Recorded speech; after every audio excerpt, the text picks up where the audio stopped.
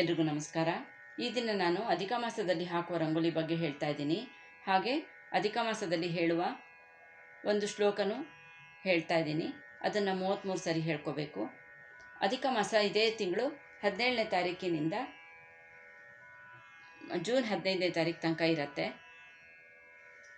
ಈಗ ಫಸ್ಟು ಅಧಿಕ ಮಾಸದಲ್ಲಿ ಹಾಕುವ ರಂಗೋಲಿ ಬಗ್ಗೆ ತಿಳ್ಕೊಳ್ಳೋಣ. ಅಧಿಕ ಮಾಸದಲ್ಲಿ ನಾವು 33 ದೇವತೆಗಳನ್ನು ಆರಾಧಿಸಬೇಕು. 33 ದೇವತೆಗಳು ಯಾರ್ಯಾರಂದರೆ ಅಷ್ಟವಸುಗಳು, ಏಕಾದಶ ರುದ್ರರು, ದ್ವಾದಶ ಆದಿತ್ಯರು, ಪ್ರಜಾಪತಿ ಹಾಗೂ ವಷಟ್ಕಾರ. ರಂಗೋಲಿ ಹಾಕುವಾಗ ನೀವು ದೇವ್ರ ಮನೆಗೆ ಹಾಕಕ್ಕೆ ಜಾಗ ಇದ್ದರೆ ಅಲ್ಲೇ ಹಾಕಿ, ಇಲ್ಲಾಂದರೆ ತುಳಸಿ ಕಟ್ಟೆ ಮುಂದೆ ಹಾಕ್ಬೋದು. ತುಳಸಿ ಕಟ್ಟೆ ಮುಂದೆನೂ ಹಾಕೋಕ್ಕಾಗಲ್ಲ ಅಂತಂದರೆ ಹಾಲ್ನಲ್ಲಿ ಒಂದು ದೇವ್ರ ಫೋಟೋ ಇಟ್ಟು ಅದ್ರ ಮುಂದೆ ಹಾಕ್ಬೋದು. ನೀವು ರಂಗೋಲಿ ಹಾಕೋ ಮೊದಲು ಸಂಕಲ್ಪ ಮಾಡಿಕೊಂಡು ನಿಮ್ಮ ಬೇಡಿಕೆ ಏನಿದೆ ಅಂತ ಹೇಳ್ಕೊಂಡು ರಂಗೋಲಿ ಹಾಕೋದ್ರಿಂದ ವಿಶೇಷ ಫಲ ಇರುತ್ತೆ, ಅಧಿಕ ಮಾಸದ ಫಲ ಸಿಗುತ್ತದೆ. ಈಗ ಫಸ್ಟ್ ರಂಗೋಲಿ ಹಾಕೋದು ನೋಡ್ಕೊಳ್ಳೋಣ. ಮೊದಲು ಅಷ್ಟವಸುಗಳು ಅಂತಂದರೆ ಪದ್ಮದ ಆಕಾರದಲ್ಲಿ ಅಷ್ಟವಸುಗಳು ಬರ್ಕೊಳ್ಬೇಕು. ಆಮೇಲೆ ಏಕಾದಶ ರುದ್ರರು 11 ರುದ್ರದೇವರ ಚಿತ್ರ ಬರ್ಕೊಳ್ಬೇಕು. ಅದಾದಮೇಲೆ ದ್ವಾದಶ ಆದಿತ್ಯರು ಸೂರ್ಯನ ಆಕಾರದಲ್ಲಿ ಬರ್ಕೋಬೇಕು.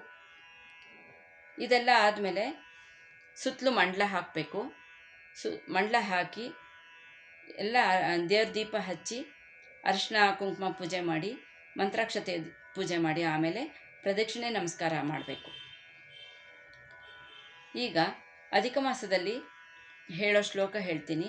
ಅಧಿಕ ಮಾಸದಲ್ಲಿ ಮಾಡುವ ವ್ರತಗಳು, ರಂಗೋಲಿ ಹಾಕೋದು, ಶ್ಲೋಕ ಹೇಳೋದು, ಮಾಸದ ಅಧಿಪತಿಯಾದ ಪುರುಷೋತ್ತಮನೇ ಆದ್ದರಿಂದ ಶ್ರೀ ಪುರುಷೋತ್ತಮನನ್ನು ಶ್ರದ್ಧಾಭಕ್ತಿಗಳಿಂದ ಪೂಜಿಸಿದರೆ ಭಗವಂತ ಶ್ರೀ ಕೃಷ್ಣ ಪರಮಾತ್ಮನು ಸಂತೃಪ್ತನಾಗಿ ನಮ್ಮೆಲ್ಲರ ಕಷ್ಟಗಳನ್ನು ಪರಿಹರಿಸುತ್ತಾನೆ.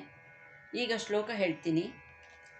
ಗೋವರ್ಧನಧರಂ ವಂದೇ ಗೋಪಾಲಂ ಗೋಪರೂಪಿಣಂ ಗೋಕುಲೋತ್ಸವಮೀಶಾನಂ ಗೋವಿಂದಂ ಗೋಪಿಕಾ ಪ್ರಿಯಂ. ಇನ್ನೊಂದು ಸರಿ ಹೇಳ್ತೀನಿ. ಗೋವರ್ಧನಧರಂ ವಂದೇ ಗೋಪಾಲಂ ಗೋಪರೂಪಿಣಂ ಗೋಕುಲೋತ್ಸವಮೀಶಾನಂ ಗೋವಿಂದಂ ಗೋಪಿಕಾ ಪ್ರಿಯಂ. ಶ್ಲೋಕ ತುಂಬ ಚಿಕ್ಕದಿದೆ. ನೀವು ಪ್ರತಿದಿನ ಪೂಜೆ ಎಲ್ಲ ಆದಮೇಲೆ ದಿನನಿತ್ಯ ದೇವ್ರ ಪೂಜೆ ಎಲ್ಲ ಮಾಡ್ತಿರಲ್ಲ, ಎಲ್ಲ ಆದಮೇಲೆ ಲಾಸ್ಟ್ಗೆ 33 ದಿವಸನೂ ಬೆಳಗ್ಗೆನೇ ಹೇಳ್ಕೋಬೇಕು.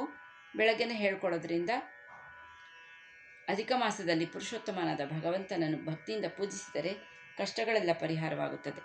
ಶ್ರೀಕೃಷ್ಣಾರ್ಪಣಮಸ್ತು.